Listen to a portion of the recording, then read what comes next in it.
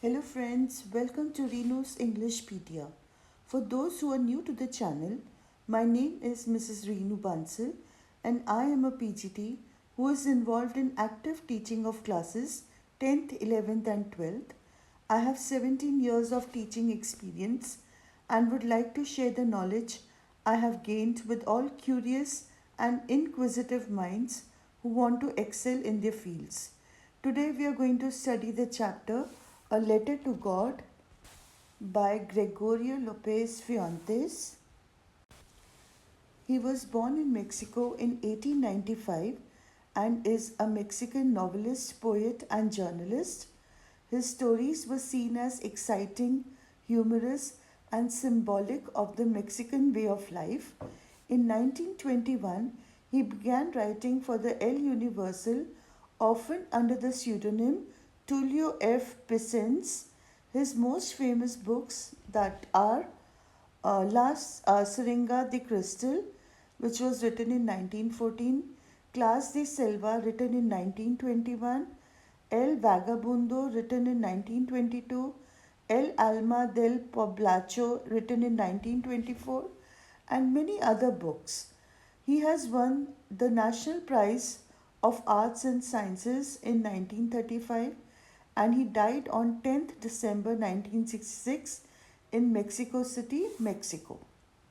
The two main characters in this story are Lencho and Postmaster. Lencho is simple, innocent, and a hard working farmer. He is not much educated, he just has the very basic education. He has a strong belief in God, which is shared by the entire family. By nature, he is naive. Instead of naive, you can also write gullible and credulous. This means that he has a childlike simplicity.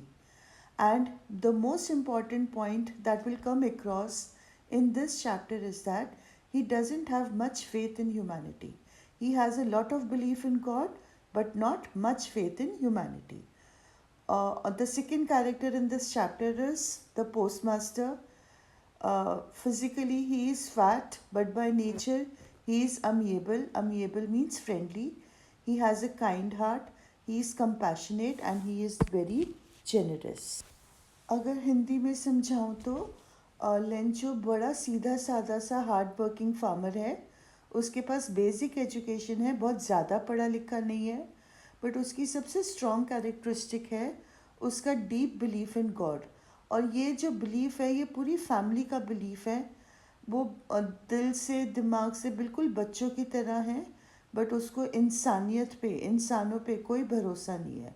जो post master है वो bye physique थोड़ा मोटा है, but उसका बहुत friendly nature है, मिलनसार है, दिल से बहुत काइंड है, लोगों के लिए सोचता है, कंपैशनेट है और उनकी हेल्प करने में कतराता नहीं है, तो इसीलिए हम जेनरस भी इसे कहते हैं. If we talk about the theme and message of this chapter, then it is very clear. Faith and hope in God can move mountains.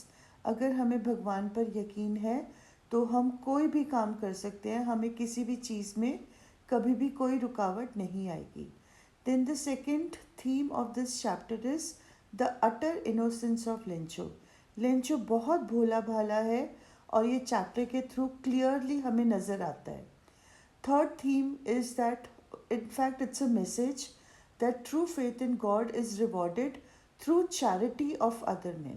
ज़रूरी नहीं है कि भगवान आकर हमारी मदद करे, बल्कि भगवान अपने लोगों को भेजता है जो उसके लिए हमारी हेल्प कर जाते हैं, बट वो भगवान के ही एजेंट्स होते हैं. And the last message is sometimes even your generosity is not recognised. ये थोड़ा सा नेगेटिव इसका नेगेटिव कॉनोटेशंस हैं, बट ये एक ही बात कहना चाहता है कि हम लोगों के लिए अच्छा तो कर देते हैं, बट ज़रूरी नहीं है कि हमारे को उस अच्छाई का इनाम मिले. कई बारी होता है कि हमारी उस अच्छाई को गलत तरीके से इंटरप्रेट किया जाता है और हमें ही कसूरवार बना दिया जाता है.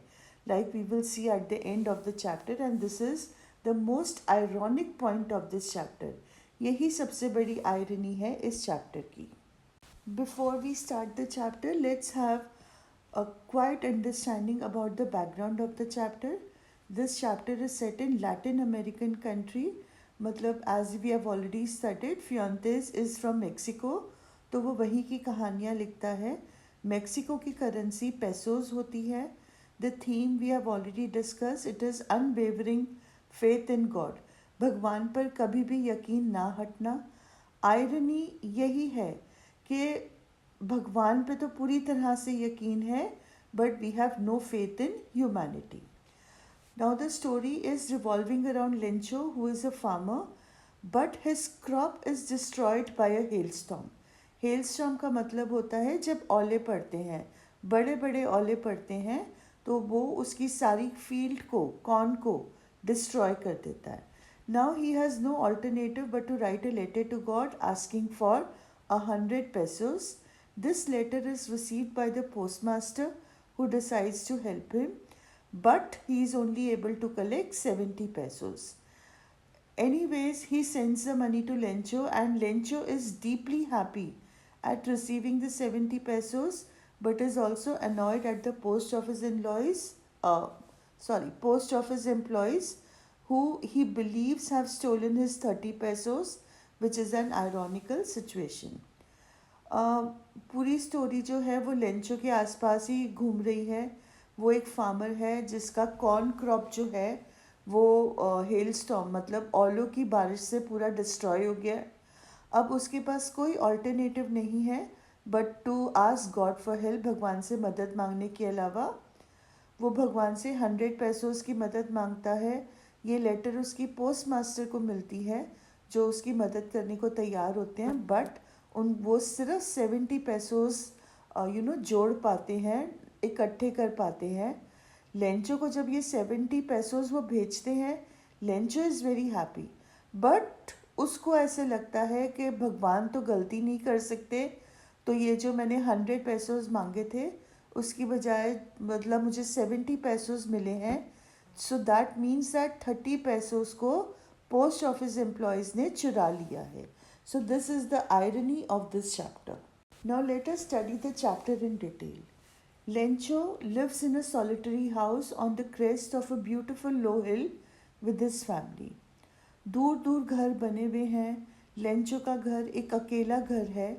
क्रेस्ट ऑफ अ ब्यूटिफुल लो हिल का मतलब है हिल के बिल्कुल टॉप पर जाके उसके अकेले का एक घर है और वहाँ पर वो अपनी फैमिली के साथ रहता है. उसके घर से बड़ी आसानी से we can see the river and the field of ripe corn dotted with the flowers.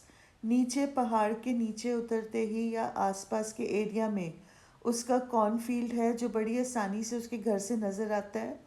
And it is filled with ripe corn और बीच में फूल खिले हुए हैं. फूल खिलने का मतलब होता है कि बहुत अच्छा हार्वेस्ट होना है. Harbinger means the symbol of a good harvest. जब अच्छी फसल होती है कॉर्न की तो कॉर्न के साथ वहाँ फूल भी खिलता है. After that he is waiting impatiently for a downpour that would ensure a good harvest. अब एक अच्छी हार्वेस्ट के लिए उसको बस एक छोटा सा अच्छा सा डाउनपोवर चाहिए. अगर डाउनपोवर आ गया तो वो फिर माला माल हो जाएगा, उसको बहुत अच्छे पैसे मिलेंगे अपने कॉर्न के लिए.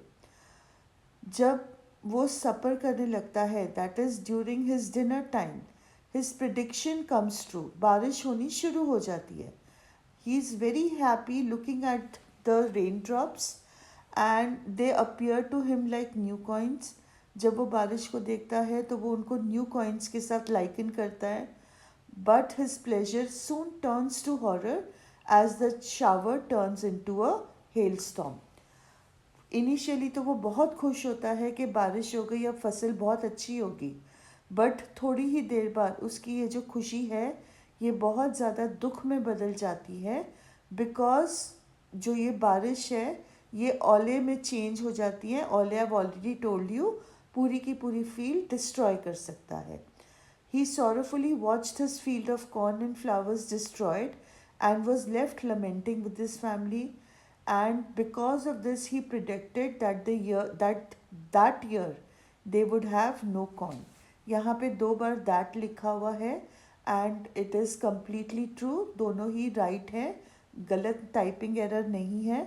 ही प्रिडिक्टेड दैट ईयर.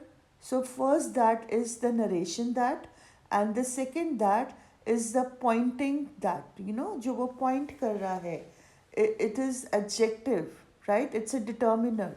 अगर आपने डिटर्मिनर्स की वीडियो देखी है तो आपको पता चल जाएगा that the second that is a determiner. And he predicted that year they would have no corn.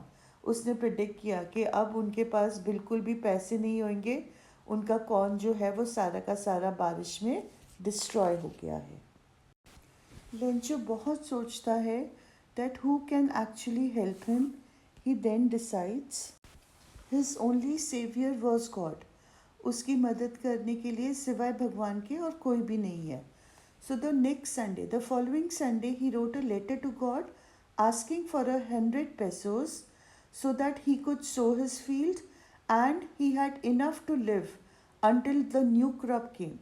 उसने जब सोचा कि मेरी मदद सिर्फ भगवान कर सकते हैं, तो उसने सोचा मैं भगवान को ही लेटर लिख के 100 पेसोज मांगूँ, क्योंकि उसको वो चाहिए था टू सो हिज फील्ड, अपनी खेत में दोबारा से कॉर्न उगाने के लिए. एंड जब तक नया कॉर्न नहीं आता है तो ज़िंदगी को बसर करने के लिए पैसे चाहिए थे. So he asked for 100 pesos. 100 pesos is quite a huge amount of money. He then addressed the envelope to God, placed a stamp on the letter and dropped it into the mailbox. उसने फिर letter को stamp करके envelope में डाल के उसको mail box में post कर दिया. Now, when this letter was received at the post office, it incited a lot of laughter. जब पोस्ट ऑफिस में उसकी लेटर मिली तो वहाँ के जो एम्प्लॉयज़ थे, जो पोस्टमैन था, वो बहुत अम्यूज़ड हुआ, उसको बड़ी हंसी आई. और वो किस बात पे हंस रहे थे? That is the naivety, the gullibleness of Lencho, कि ये कितना बुद्धू है कि देखो भगवान को ही लेटर लिख दी. Then he showed the letter to the postmaster, और पोस्ट मास्टर भी बहुत ज़ोर ज़ोर से हंसने लगा. He too burst out laughing. But then the postmaster was a very kind man, he was a very understanding man, और वो इमीजिएटली सीरियस हो गया. उसको बड़ी he was very impressed and touched by Lencho's faith. Lencho का इतना deep faith भगवान में देखकर वो बात उसके दिल को छू गई. And he decided to help the writer. उसने लेटर पढ़ने के बाद डिसाइड किया कि मैं अब इसकी हेल्प करूँगा. बट लेटर पढ़ते ही उसको पता चल गया that more was needed than goodwill, ink and paper. Goodwill का मतलब होता है अच्छी नीयत. अच्छी नीयत और पेन एंड पेपर से ज़्यादा इस लेटर को जवाब देने के लिए उसको चाहिए होगा, because Lencho, as you remember, had asked for 100 pesos. Lencho ने 100 pesos की मांग करी थी. But nothing was going to deter the postmaster, so he decided to contribute a part of his salary. उसने सोचा कि मैं उसकी मदद ज़रूर करूँगा. तो इसका सबसे पहले उन्होंने जो कदम उठाया, that is he himself donated some part of his salary. उसकी जो महीने की जो सैलरी थी, सैलरी को हिंदी में क्या बोलते हैं आई डोंट नो, बट उसने अपनी सैलरी का एक हिस्सा लेंचो को डोनेट करने, कंट्रीब्यूट करने का सोचा. देन उसने जो अपने दूसरे पोस्ट ऑफिस एम्प्लॉयज़ थे उनको भी रिक्वेस्ट किया that they should give some part of their salary to Lencho, कुछ पैसे देने के लिए. Not only that, he also approached several of his friends who were obliged to give something for an act of charity. उसने अपने कई friends को approach किया और उनको कंपेल किया कि चैरिटी के पर्पसेस से उनको भी कुछ ना कुछ देना ही पड़ेगा. So in this way he was able to collect only 70 pesos.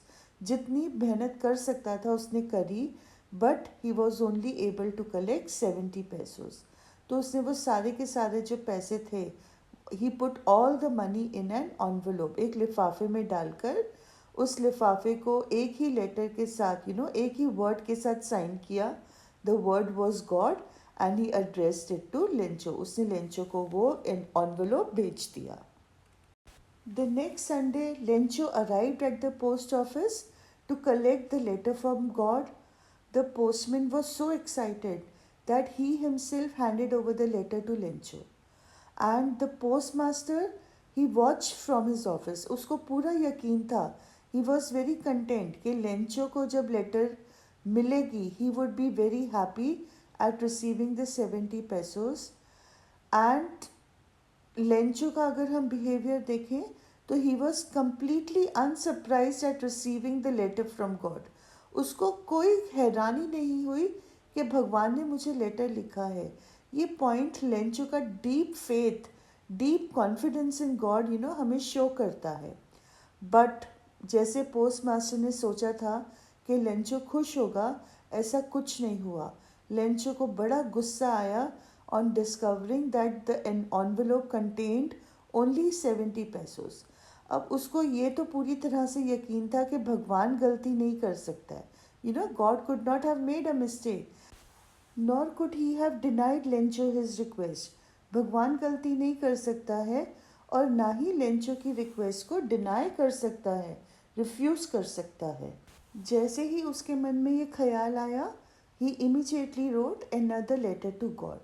He stamped it and put it into the box, and the postmaster was so excited that he immediately opened the letter.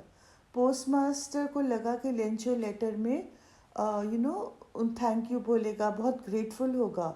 But to his surprise, he read that instead of being thankful for the 70 pesos, Lencho thought that the post office employees had stolen the 30 pesos.